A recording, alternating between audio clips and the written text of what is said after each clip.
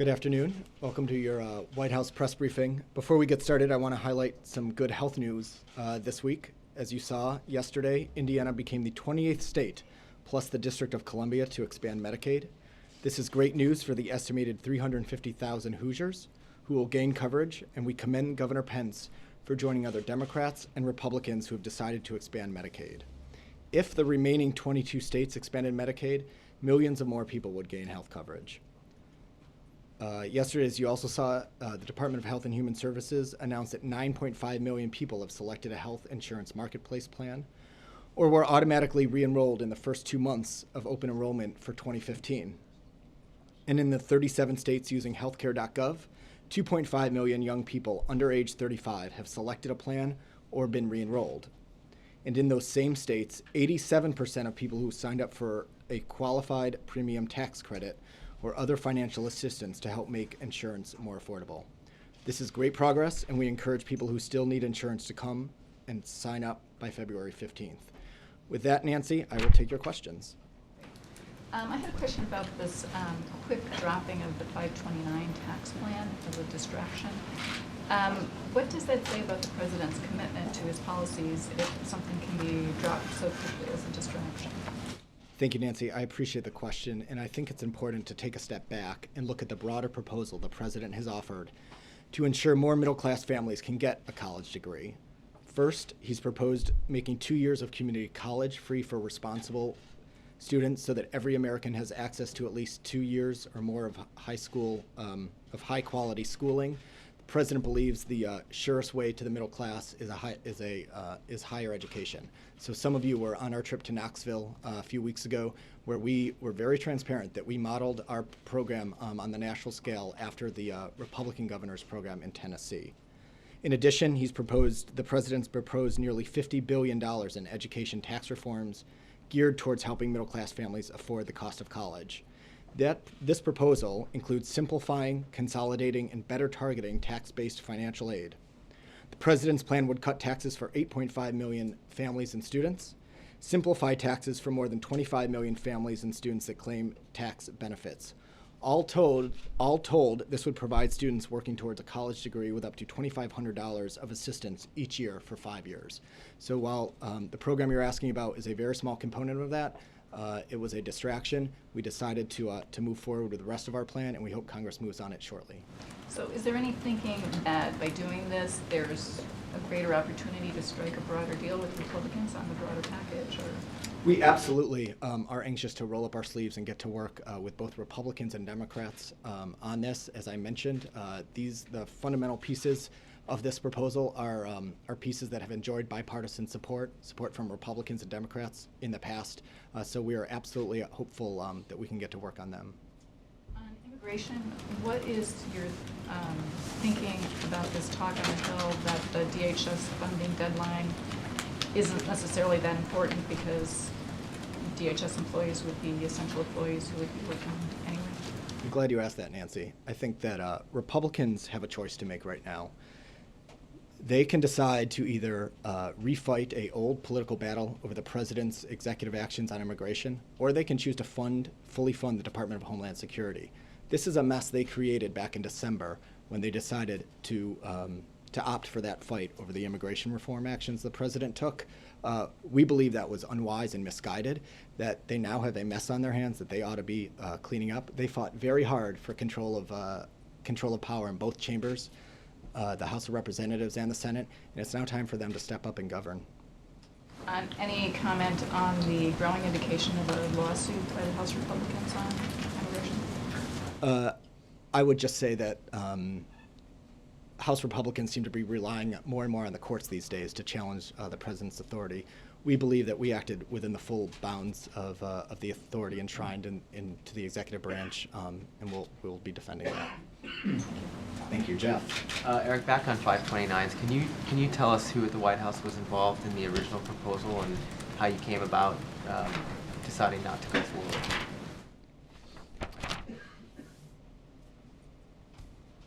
Sure. The president's budget is the culmination of extensive conversations and discussions across the executive branch with agencies, and it's a process that's housed at our Office of Management and Budget.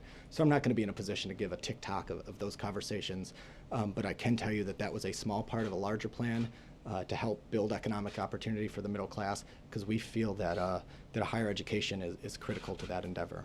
Fair, though, to say that I guess budget officials were involved in making the proposal then? It's fair to say that under the proposal that we put forth, that both senior staff at the White House and administration officials from across the agencies were involved. Did you expect to get the blowback from both sides that you did? I think that what we expected was that when the president put forward this plan, in order to lift opportunities for the middle class to achieve higher education, we wanted to make sure that the focus was on expanding that economic opportunity. Over the past 6 years, we've seen significant economic progress across this country, but that includes, by the way, the longest stretch of job creation in our nation's history, and last year marking the highest number of job growth for a calendar year since the late 1990s. But we've also seen that the middle class hasn't always enjoyed the prosperity that some at the top have. So what the president's focus on and what we expected was to have a conversation now about middle class economics, so that more and more Americans in the middle class could enjoy that prosperity, and that's what the president's focused on. All right, on another topic, what's the White House's reaction to the new Greek Prime Minister's short tenure so far, and his desire and efforts to renegotiate the bailout package with Europe? Thank you, Jeff. We do, in fact, look forward to working with the new Prime Minister and his new government. The Greek people have taken many difficult but important steps to lay out the groundwork for the economic recovery. As a longstanding friend and ally, the United States will continue to support their efforts and those of the international community to strengthen the foundation of Greece's long-term prosperity. We also continue to discuss ways that Europe can boost demand and job creation to help foster an environment that is supportive of reforms in Greece and elsewhere in Europe. So that's definitely a situation that we're monitoring closely. But can you be specific as to whether you support Greece's desire to renegotiate its bailout terms, or are you coming down more on the side of Germany, which is the big creditor in this package? Well, I think it's important to note that European leaders have made clear that they want Greece to remain in the euro area while respecting its commitments to reform, and so the United States supports those efforts. Does it take a side on that particular question? Well, Jeff, we remain in communications with IMF and European leaders on the measures necessary to secure that progress that Greece has achieved. We're going to continue to monitor the situation. Justin. I wanted to loop back on immigration first. I know that you said it's time for Republicans to get to work on a solution, and I guess I'm curious what your guys' parameters for that solution would be. I know you've threatened to veto anything that would override the president's executive action, but there's been talk on Capitol Hill of Republicans, including maybe something on border security, maybe something on H-1B visas. Can you envision the president signing a bill that's not a kind of clean bill, like funding as it were, but includes some of those provisions? Sure. Our view is we want a clean DHS funding bill.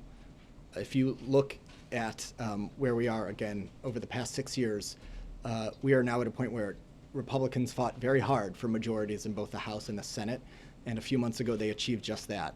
So it is now time for them to help fund the Department of Homeland Security.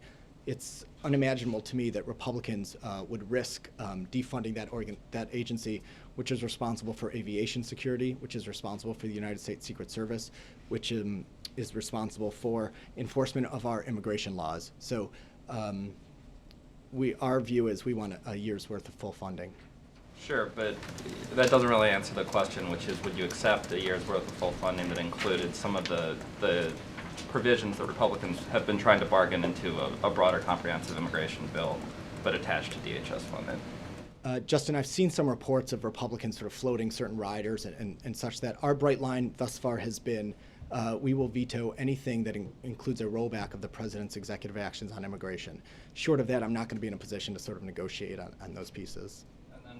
Just on 529s, after you guys rolled that out, there was a press call with senior administration officials in which they said they hadn't talked to Capitol Hill about this before it was kind of rolled out to us. Was that a mistake? Did not bringing Democrats in and kind of explaining to them how this tax plan was going to work lead to the sort of mutiny that we saw Nancy Pelosi kind of get in the president's ear about this?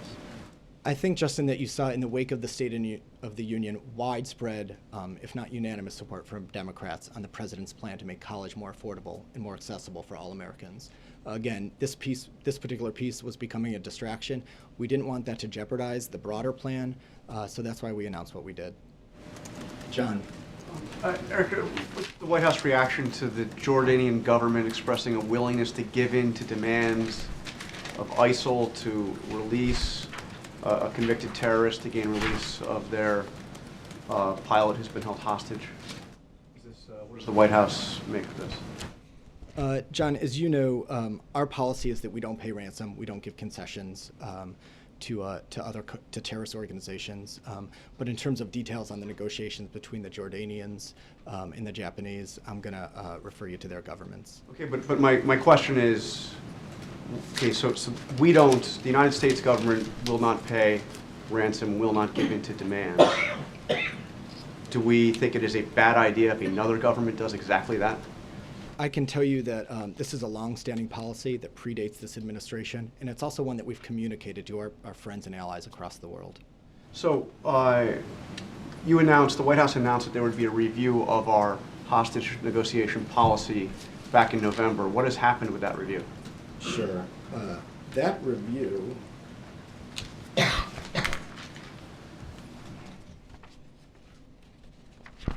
review is underway, John, and that review is being led by our counterterrorism director, Lisa Monaco. This is a review that takes a look at our internal processes on this. It was prompted by the increasing number of U.S. citizens taken hostage by terrorist groups overseas, the extraordinary nature of recent hostage cases, and that's why the president directed this review to be conducted. I don't have a status update for you on that, but as soon as we do, we'll let you know. And this is a, you say the United States government does not give in to demands, does not pay hostage, does not pay ransom. But how is what the Jordanians are talking about doing any different than what the United States did to get the release of Bergdahl and releasing prisoners held at Guantanamo Bay to the Taliban, which is clearly a terrorist organization? Sure. As you know, this was highly discussed at the time, and prisoner swaps are a traditional end-of-conflict interaction that happens. As the war in Afghanistan wound down, we felt like it was the appropriate thing to do. The president's bedrock commitment as commander-in-chief is to leave no man or woman behind. That's the principle he was operating under. Isn't that what the Jordanians are operating under? Well, I think, John, the Taliban is still conducting terrorist attacks, so you can't really say that the war has ended as far as they're concerned. Well, I'd also point out that the Taliban is an armed insurgency. ISIL is a terrorist group, so we don't make concessions to terrorist groups. We feel the Taliban is a terrorist group? I don't think that the Taliban is an armed insurgency. This was the winding down of the war in Afghanistan, and that's why this arrangement was dealt. Our view is, as the President said at the time, which is, as Commander-in-Chief, when he sends men and women into armed combat, he doesn't want to leave anyone behind. That was the commitment he was following through on this. Okay, just one other topic on the question of Iran. Of course, the President made it clear he would veto the sanctions bill if Congress did it, saying it would interfere with negotiations. Now, Senator Menendez and 9 other Democrats who all support that bill have conceded to the White House that they will not support the sanctions bill until March 24th. That's the date that you're supposed to have a framework agreement. So does the veto threat go away after March 24th? Because they say they want to vote on it right after March 24th if Iran has not agreed to that framework agreement. So they've not made a big concession to the White House. They're going to hold off. Will that veto threat be dropped on March 24th if there is no framework agreement? John, the President does indeed appreciate the recognition that our negotiators need continued time and space to pursue this diplomatic option. We welcome the commitment by Senator Menendez and others to vote against, as you point out, the sanctions bill on the floor right now. We're going to continue to work closely with Congress on this. But my question is, does the veto threat go away on March 24th if there is no agreement, if the Iranians have not agreed to a broad framework? John, the president has made clear the importance of the end of March deadline in our own pursuit of a political framework there. So we're going to certainly engage Congress at that point, just like we have been thus far. And if we determine that negotiations have failed, we have always said we'll be the first ones to move for sanctions. I think the president has said that will take a day or two, but that's a determination we're going to make based on the progress of the negotiations at that point. Michael. Another topic.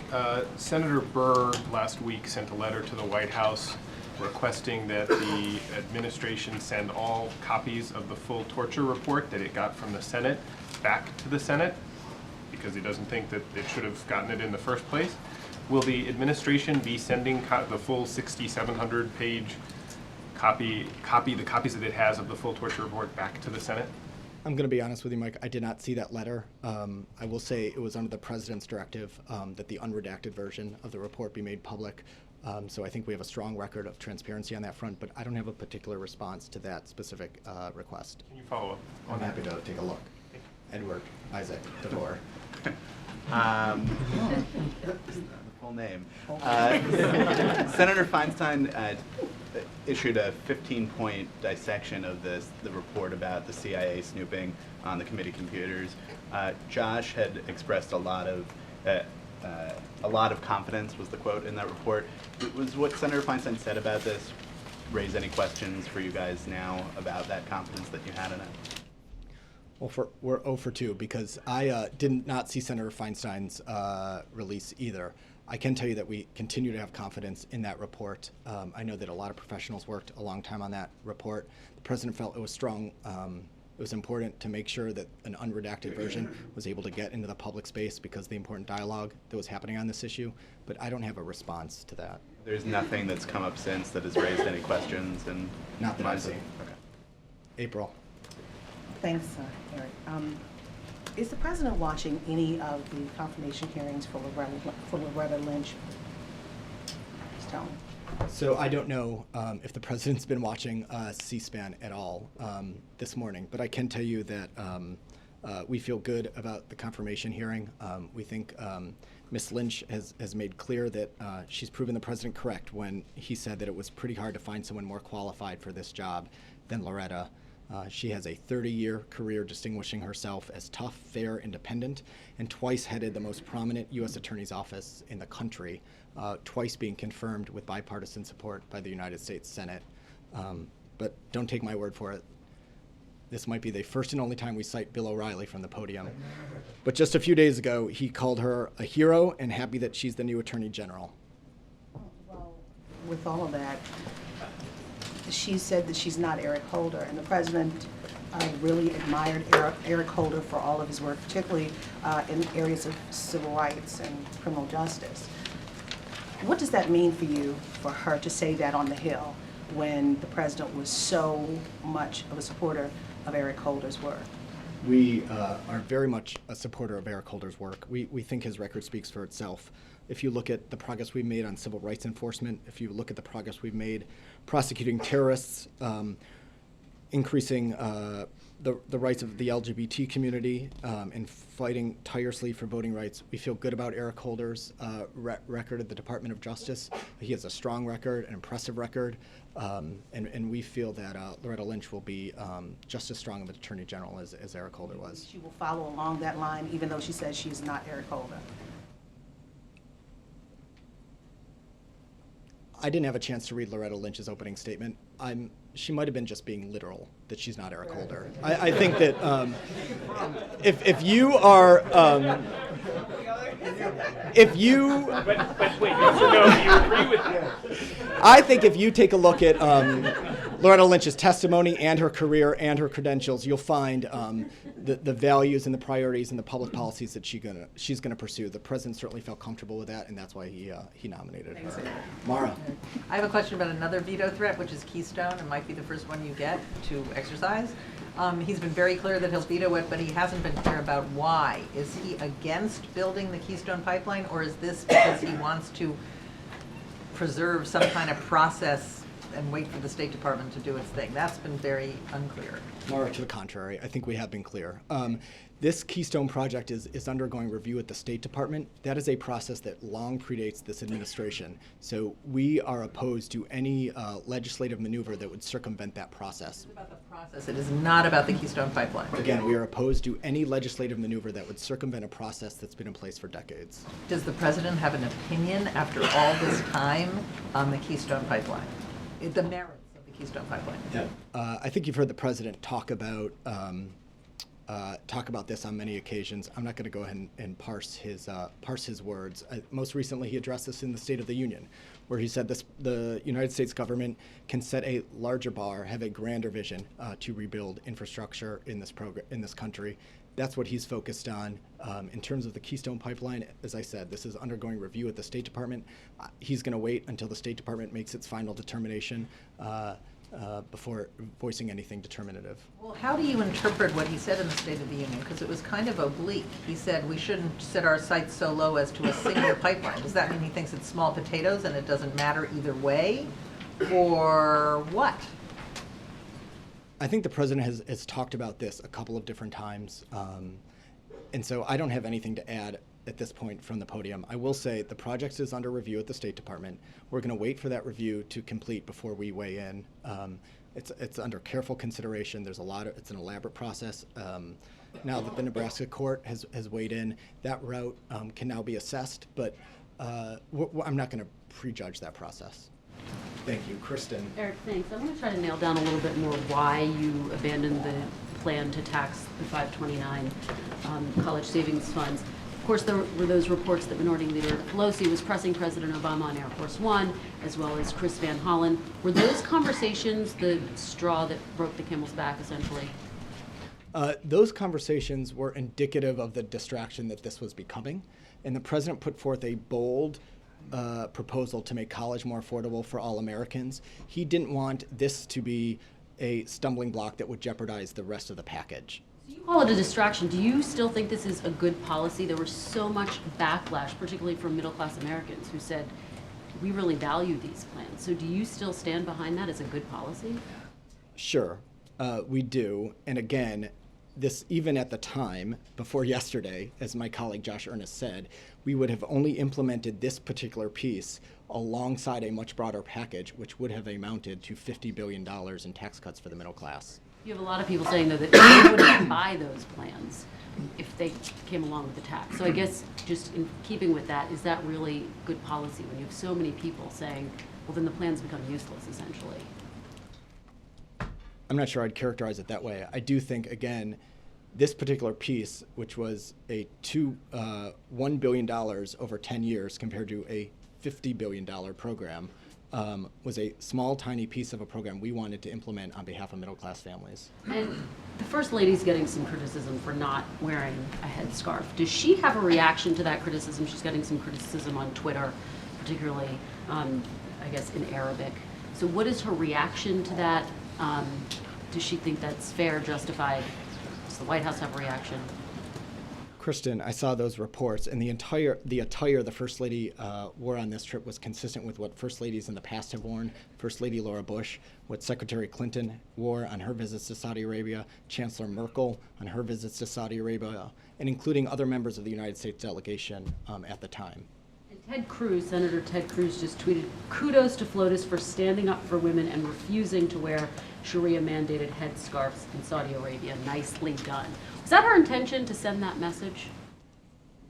I don't have a response to a tweet from Senator Ted Cruz. I will say that the First Lady very much enjoyed her visit to both India and Saudi Arabia. She felt like she was warmly welcomed by the king there. They had a very good discussion that included catching up on their families and also a new school that the king had built to help 60,000 women get educated. Thank you. Cheryl. Thanks. Back to 529. Republicans have introduced a bill now that would actually expand those 529 college accounts. Would the White House support a bill like that? I saw those press reports, and I can tell you that my friends in the policy shops and the legislative shops are taking a look at that. Our focus is on working with Congress to deliver the larger package of education tax relief the president proposed, which again does have bipartisan support, as well as the president's broader package of tax relief for childcare and working families. Again, as we've discussed, paid for by closing the trust fund loophole and making sure the wealthy pay their fair share. Bill. The United States continues to conduct drone strikes in Yemen. Previously, this was done with the support and cooperation of the Yemeni government, but now there isn't one. Are we continuing to do this on our own? Sure. I know you're not putting me on the spot to confirm any activity like that, but I will say that the political instability in Yemen has not forced us to suspend our counterterrorism operations in the past. Suspend our counterterrorism operations there.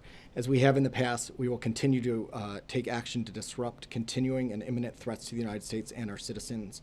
We continue to partner with Yemeni security forces in this effort. So I think the short answer to your question is our relationship with the Yemenis was not bound to just one person. We have a multifaceted relationship with folks over there, and we continue to be in touch. Well, it wasn't just one person. There's no government, effectively. Again, our relationship was not confined to just one individual. We're working with the Yemeni security forces and other parties over there. So no matter what the Yemenis think, we're going to continue to do it. Bill, again, I think even as the president has made clear, our counterterrorism operations have not stopped, that the president believes if there's a threat emanating from that region, he's going to take action. Thank you. Wow. Jim. Took a while to Yeah. scan over to this side. Speaking of drones, Yes. following that crash landing here at the White House on Monday, does the White House believe that the grounds here are adequately protected from drones? We do. We do. Obviously, the safety and security of the White House grounds is the mission of the is one of the missions of the United States Secret Service. We have full confidence in them to accomplish that, and I think that one of the pieces, I'm not going to be in a position to detail how the sort of security infrastructure around the White House. Refer you to the Secret Service for what they are willing to share. But I will also say that this technology is not new to the Secret Service. This is something they've been working through for some time. And so they also are constantly reviewing emerging technologies. This is no different. So I'd refer you to them for any details they can share on that. And has the White House looked at all at this operator's story? It was reported out by the Secret Service that he was only using it for recreational reasons. Does that fly with you guys? Well done. Sorry. That's good. A little Josh thrown in there. Yeah, that's good. That's good. Jim, the investigations is squarely housed at Secret Service, so they're the ones who are completing that investigation. I expect it to be fair, thorough, and tough. And the president told Fareed Zakaria with CNN that he reiterated the explanation that you guys gave, that he's not going to meet with Prime Minister Netanyahu within a couple of weeks of the Israeli elections. Have they had a chance to speak at all? I don't have any calls with Prime Minister Netanyahu and the president to read out right now. So we don't know if they've spoken at all. Again, I don't have any calls to read out. And just to follow up on Kristen's questions about the 529 plans, it does seem as though, I don't want to say you don't get it, but there are a lot of people out there who really believe in these 529 plans. And I guess I'm just curious, did the White House explore that? Did you guys look at, in putting together this policy, this proposal for the budget, did you, look at the popularity of these programs and the fact that so many people out there are invested in these, and what would have been the impact on all of those Americans if they had to all of a sudden figure out a different way to save for college? It just seems as though it's a very inexpensive item in the budget, but a major headache that was created by putting this out there. I appreciate you noting the reality that this is a relatively inexpensive and small piece of business for us. Our proposal, as we've said all along, is to deliver nearly $50 billion in education tax cuts for the middle class.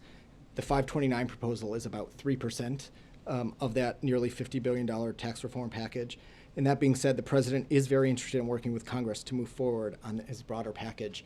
As you point out, this was a concern for both Democrats and Republicans on the Hill. We decided to take that to heart. And sometimes we come out here, face a lot of heat for not listening to the Hill. We decided that we didn't want this to become a distraction, and that's why we want to move forward on the rest of the package. But maybe, I mean, do you think maybe you should have talked to the Hill beforehand?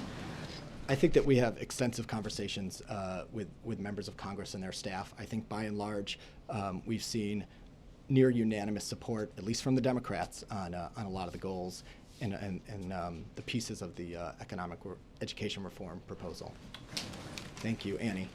There's another piece in the president's plan that is very popular among middle-class families that's ending. That's the child care flexible savings accounts. Has there been any discussion in the White House about also taking a step back from that proposal? No. The president's proposals for child care and education tax benefits invest nearly $1 billion more in middle-class families while making it a lot easier for families to take advantage of them. Thank you. Alexis. Eric, can I ask about the drilling order on the Atlantic coast? There are probably lots of folks along the coast who are thinking, what did the president decide after the deep water accident that made him confident that this was the way to go? Can you just describe how the president arrived at his decision that this would be safe environmentally and worth doing at this time? Thank you for the question, Alexis. Not sure if it was yesterday or earlier this week, the Department of Interior did release its 5-year plan. That plan did make available additional areas for drilling and for leasing. But it's important to note that that was just a preliminary step, that this is a plan that's now open for feedback and for public input, both from the public and specific stakeholders. So this plan is by no means final. And so before that's locked in, there will be plenty of times to comment. I think more largely speaking, this is consistent with the president's all of the above energy approach. The United States of America is now the world's largest producer of domestic of oil, and we are at a historic low for imports of oil and natural gas. So the president feels good about his all of the above energy approach. Clearly, energy prices are down, production is up, and so I think the announcement by the Department of Interior yesterday was consistent with that.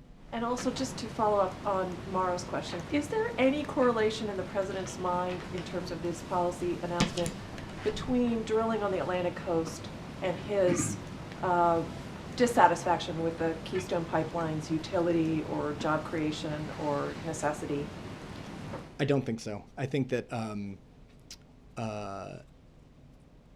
you ask your question one more time? I'm sorry. Does the president's policy on drilling, the need for drilling on the Atlantic coast, relate at all to his dissatisfaction with the arguments for the Keystone Pipeline? No, again, the Keystone Pipeline project is still under review at the Department of State, so it's going to be hard for me to weigh in here on that right now. In terms of the president's commitment to increase oil production, we think the numbers speak for themselves. Again, it's part of the president's all of the above energy approach. Our numbers on solar, wind, again, with domestic oil productions are all high, and the president's proud of that record. One other quick follow-up. The president's going to release his budget on Monday, and I have another 529 question. If the president believed that the 529 proposal was the right policy, and now he's arguing that he's changed his mind because it became a political distraction, how are we supposed to appraise the blowback that we're going to hear to the president's budget on Monday? Are the policies that get some sort of political blowback distractions that should be jettisoned from the budget? How do we evaluate that? Why are you anticipating blowback from the budget? You don't think it's going to be received with universal acclaim? I do want to give you one heads up for your planning, which is the 529 piece will still be in the written budget that's released. The announcement yesterday was made after the book was in the shop to be produced, so just for your planning. But the president, broadly speaking, is very excited about this budget. We think it reflects a lot of priorities that the president talked about in his State of the Union. Again, it's a product of an exhaustive process that crosses many different agencies here in the administration. We think it is going to reflect the fundamental values of building out the middle class to help sustain economic progress. For us, that includes making paychecks go further, making sure young people have the skills they need to succeed, and making sure higher education is more attainable for Americans across the board. But you didn't answer my question. Well, Why don't you give it another shot? Okay, so you just set a new way to evaluate the budget, right? If something becomes a distraction, the president will consider eliminating it. So my question to you is, as the president prepares and releases the budget on Monday, and there is political dissatisfaction with elements of it, will the president consider eliminating those? Did he just set a new way of evaluating, even though he thought the 529 policy made sense? That's not how we see it, Alexis. The president in his budget, if you're looking for clues for what's in the budget and how it's going to be received, I would draw you to the State of the Union text, where he laid out pretty firm plans for strengthening our economy, improving the education and skills of our workforce, accelerating scientific discovery, bolstering manufacturing, and keeping our nation safe. Those are the fundamental tenets of our budget. Beyond that, I'm not going to preview what's in there or what the reaction is going to be or how we're going to respond to the reaction right now. Thank you. Byron. Hey, Eric. The president, in his 2006 book, had a lot of praise for tax-free education savings accounts, which would encompass plans like the 529. Is it fair to say he's changed his mind on this issue? He also, in 2007, voted to make 529 tax savings permanent. So has he flip-flopped? Has he changed his mind on this issue over the years? And perhaps why? Thank you. I think if we take a look back at this proposal, it was part of a larger $50 billion proposal to make economic opportunity for the middle class more attainable by making college more accessible. That was what's driving the president. That's his North Star. That's what, when he wakes up every morning, that's what he wants to achieve. So this was a small piece of a much broader plan to get there. Because this did not enjoy the support from House and from members of the House and the Senate, we wanted to make sure that this didn't become a distraction to help jeopardize the rest of the plan. So that's why we made the decision that we did, and that's why we want to get to work on the rest of the plan as soon as possible. But has he changed his mind over the course of a couple of years about, I guess, educational financing and the way that the tax code should treat educational savings? Oh, I think the president, by virtue of the proposals he's released over the past 10 days, has been very clear where he stands on funding higher education and making sure that is more attainable for people in the middle class. And I can also tell you that the president did agree with the decision to not move forward with this particular proposal yesterday. Can I ask a question following up on what the president was asked in the YouTube review, which he was asked about the legalization of marijuana, and he cited federal law as a reason that marijuana remains illegal, but federal law also contains a provision for rescheduling drugs within the administration. Does he have a position on that aspect? Which interview are you citing? I'm sorry. The YouTube interview, I'm sorry. He was asked about marijuana legalization. I said Jeffrey Toobin.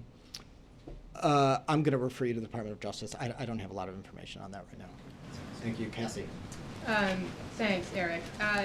New Jersey Governor Chris Christie this weekend is planning on going overseas to London. He becomes one on a long list of potential Republican presidential candidates to make a trip abroad and to London specifically. And I'm wondering, does the president view those trips as helpful, hurtful, or relevant to the overall conduct of U.S. foreign policy? And also, as somebody who came from the Senate to the White House and who took a trip abroad, does he view those trips as potentially helpful in preparing to be commander-in-chief?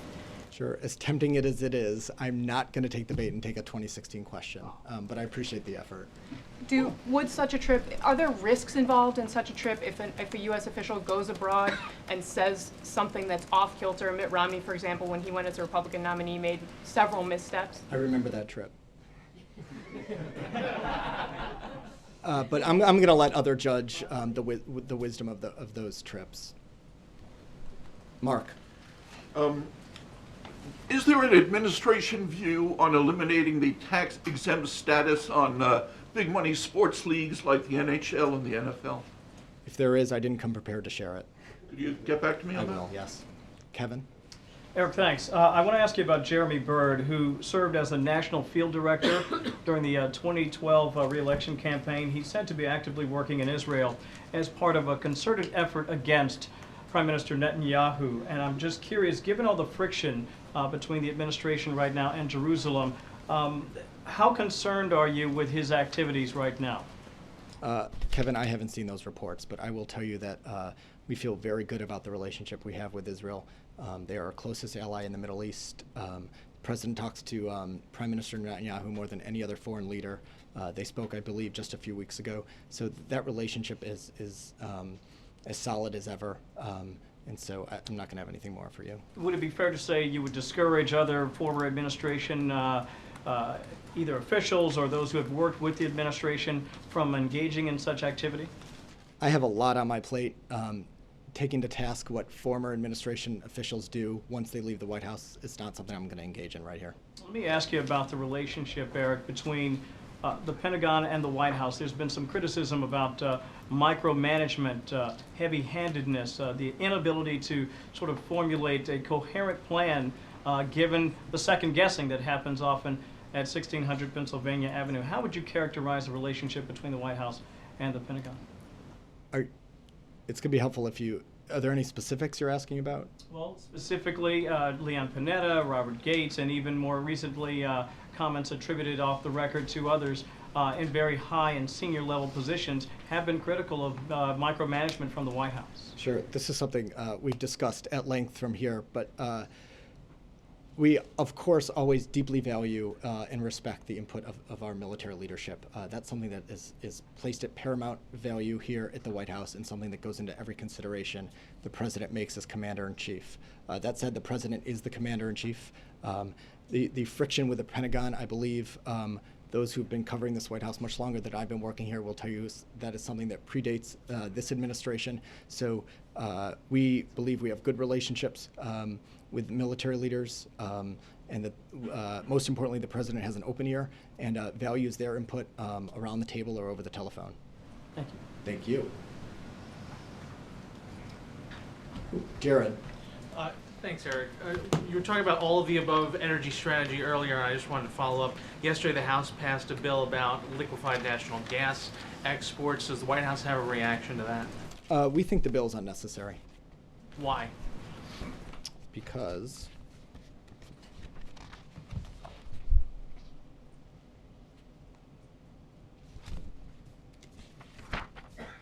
the Department of Energy has already taken steps to modernize LNG export approval process and ensure applications are looked at efficiently and expeditiously. So we believe the process is working well, and that bill is totally unnecessary. You don't think it's unnecessary because any sale of LNG would actually be bogged down by bureaucratic red tape? We actually think the process is working well, and I haven't seen much evidence to the contrary. On the other side of the issue of natural gas, any reaction? I know I asked Josh about this a couple weeks ago. The states like New York who have banned fracking of natural gas, the White House wants to push. They want to drill on the southeast coast of the United States for oil. What about states that are opting out of some of the all of the above positions? Well, as you know, Jared, I think as part of the DOI 5-year plan that was released earlier this week, some areas were taken off the table, specifically in Alaska. So we are open to working with stakeholders. Again, the plan that was put forward by the Department of Interior is going to be subject to comment and subject to the public giving comments, but also specific stakeholders who have an area of expertise. So we're open to that feedback, and we're going to be working through that moving forward. All right, but what does the White House think of that? That's the Interior's position, but what does the White House think when states take themselves out of the equation? We feel good about the list that the Department of Interior has put forward. I'm not here to speculate on a list that wasn't put forward or other states that may or may not be speaking up on this. Thank you. Chris? Thanks, Eric. I also have a question about the YouTube interview. The president said he hopes the Supreme Court comes to the right decision on pending litigation seeking marriage rights for same-sex couples. What will the right decision look like? I think that the president, I think we can all guess, the president believes in the pillar of equality. The president believes that, and he's spoken out to this many times, but marriage should be something that's enjoyed by every man and every woman. And as every man and woman, does that mean a 50-state ruling striking down all remaining state bans prohibiting same-sex marriage?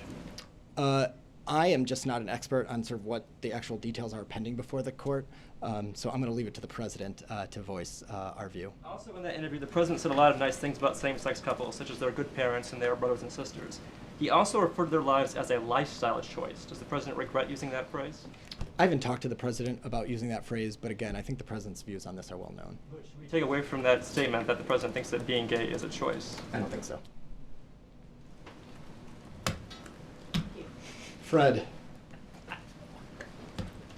Sorry. Yes, thank you very Yes. much. Yes, today Loretta Lynch was up on the Hill, and she said today she believes illegal immigrants have an obligation to work, and that she said, regardless of how they came here, the obligation to work is one that's shared by everyone in the country.